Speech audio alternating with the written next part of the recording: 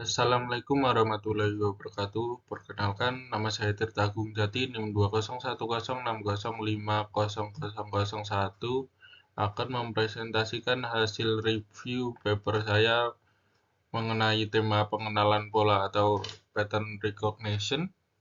Di sini paper yang saya acu yaitu tentang pengenalan pola dalam dalam mengenali karakter plat nomor kendaraan menggunakan algoritma momentum backpropagation neural network. Jadi algoritma ini salah satu algoritma dalam JST. Di sini penelitinya yaitu Doni Avianto yang saya acu dan ada linknya yang bisa melihat langsung ke papernya. Berikut rangkaian alur sistem yang diusulkan oleh sang peneliti. Di sini input yang dilakukan oleh sang peneliti yaitu dimulai dari citra plat nomor, di mana input ke dalam sistem ini hanya citra plat nomor yang hanya mengandung plat nomor. Jadi tanpa ada objek lain selain itu, jadi hanya citra plat nomornya saja yang dilakukan. Selanjutnya dilakukan data preprocessing atau pemrosesan awal karena tadi citra plat nomor yang diinputkan itu masih citra berwarna seperti gambar yang ada di PPT ini. Peneliti ini melakukan data preprocessing itu yang pertama melakukan grayscaling di mana dari citra berwarna diubah menjadi citra abu-abu, di mana setelah mendapatkan hasil citra abu-abu, sang peneliti ini melakukan thresholding. Jadi dari citra abu-abu dilakukan mentransform menjadi citra biner atau citra yang hitam putih tergantung nilai threshold yang dilakukan. Di sini sang peneliti tidak memasukkan nilai atau memperlihatkan nilai thresholdnya berapa. Jadi saya kurang tahu. Jadi yang intinya di sini sang peneliti ingin merubah dari citra yang abu-abu selanjutnya diubah ke citra biner atau citra yang hitam putih. Selanjutnya setelah didapatkan citra hitam putih, hal ini langsung bisa dilakukan ke proses berikutnya karena setelah datanya dilakukan preprocessing, selanjutnya kita lakukan segmentasi karakter.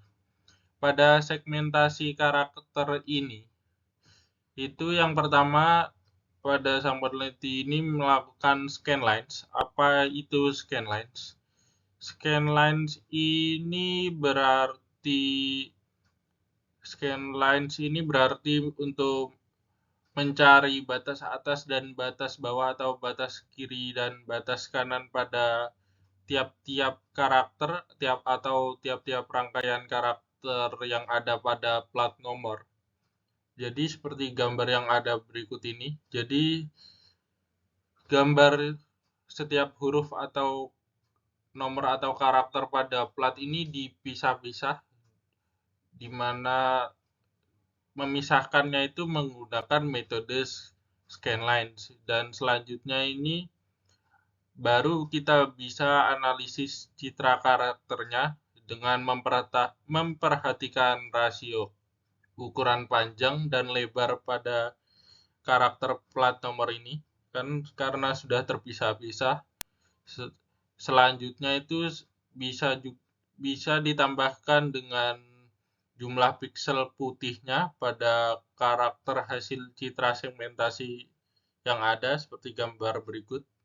Jadi hasil dari langkah-langkah kedua ini merupakan citra individu dari karakter-karakter yang ada pada plat nomor yang diinputkan seperti itu.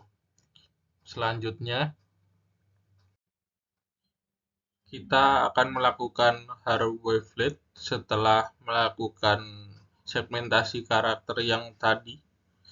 Jadi di sini apa yang dimaksud Hara-Havlet ini, citra ini akan didekomposisikan menjadi 4 seperti gambar yang ada pada PPT ini. Jadi setelah citranya ini kita bagi menjadi 4, yaitu aproksimasi, detil horizontal, detil vertikal, dan detil diagonal, di mana Hara-Havlet ini akan mereduksi dan menyeragamkan ukuran citra karakter yang tadi setelah disegmentasi karakter, di mana si pembuat atau si peneliti ini melakukan Hara-Havlet-nya itu menjadi 32 kali 32 piksel pada citranya yang akan dikenali nanti pada saat melakukan metode JST yang akan dilakukan pada pengenalan karakter.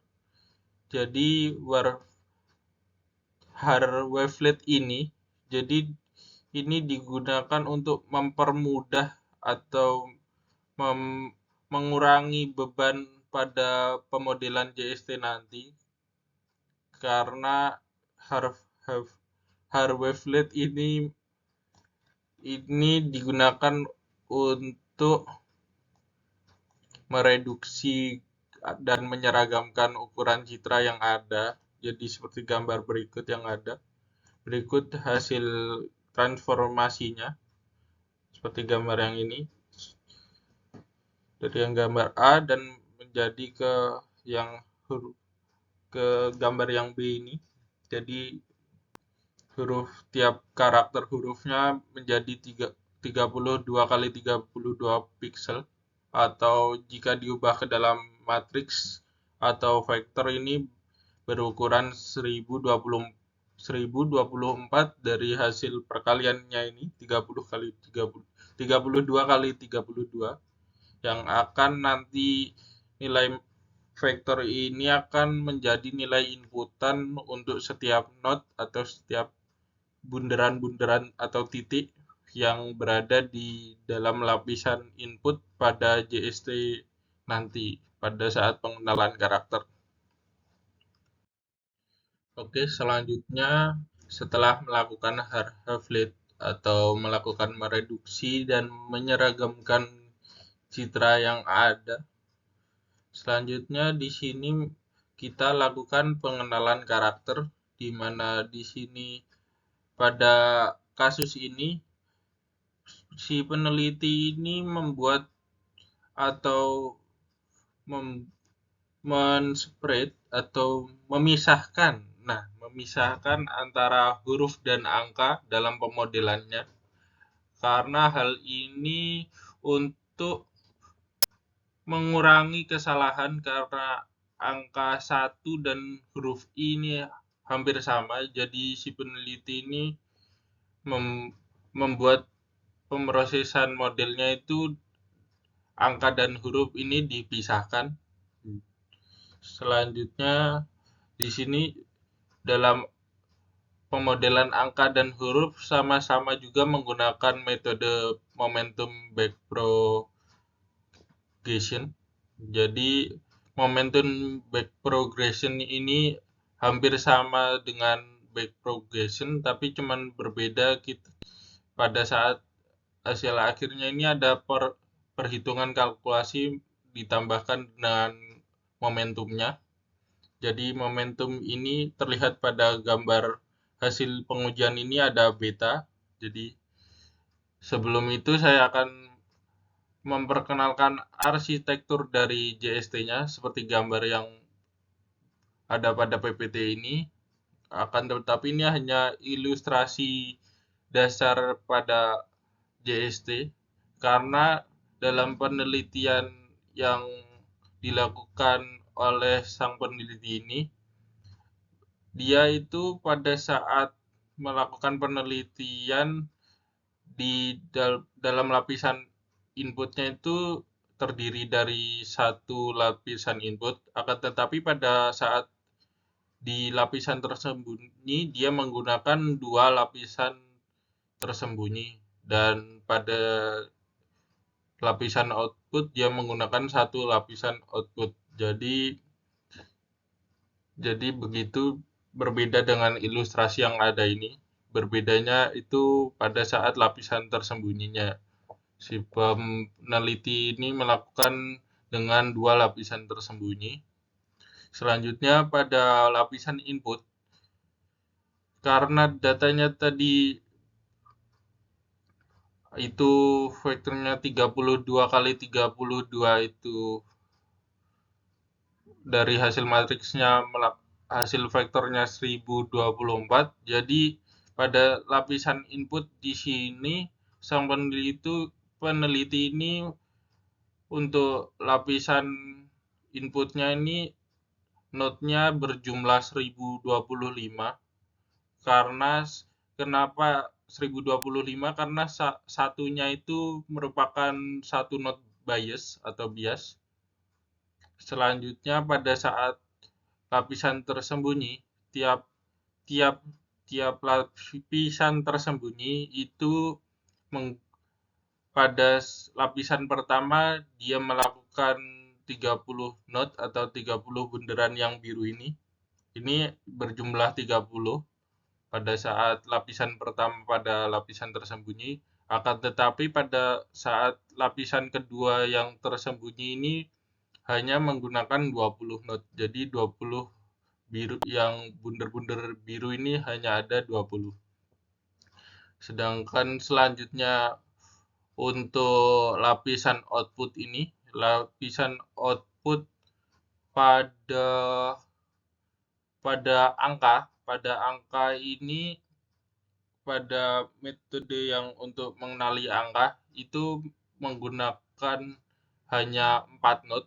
Jadi bundaran merahnya ada 4, sedangkan untuk mengenali huruf dia menggunakan node yang ada itu berjumlah 5. Jadi lapisan input dan lapisan tersembunyinya itu node-nya berjumlah sama, akan tetapi yang berbeda pada saat lapisan outputnya. Lapisan output untuk angka itu 4, sedangkan untuk huruf itu 5. 4 node untuk mengenali 10 karakter angka 0 sampai 9, sedangkan 5 node ini untuk mengenali huruf yang berjumlahkan 26 dari A sampai Z. Ya, seperti itu. Jadi di sini hasil dari pengujian pengenalan karakternya, di mana ini ada konfigurasi alfa dan betanya, di mana peneliti ini mencoba-coba memasukkan konfigurasi mana yang lebih besar akurasinya. Beta ini adalah momentum, sedangkan alfa ini konfigurasi nilai laju belajar pada algoritma JST atau momentum back progression yang dilakukan. Jadi ternyata di sini yang dilakukan pada saat yang model yang lebih baik atau akurasinya lebih baik 97,10. Di sini konfigurasi untuk JST angkanya itu alfanya dengan 0,2 dan beta atau momentumnya yaitu 0,7, sedangkan untuk pemodelan JST huruf di sini konfigurasi alfanya 0,2 sedangkan beta atau momentumnya ini 0,7. Di mana angka yang dikenali 139 dari citra atau angka yang ada setelah dipisah-pisah tadi itu benar semua dari 139 yang ada, sedangkan huruf yang dilakukan setelah dilakukan analisis citra karakter tadi sudah dipisah-pisah dan di half-lift. Dari 137 huruf ini hanya yang dikenali yang benar itu 129. Jadi seperti itu dari penelitian yang ada. Sekian dari presentasi saya. Terima kasih. Wassalamualaikum warahmatullahi wabarakatuh.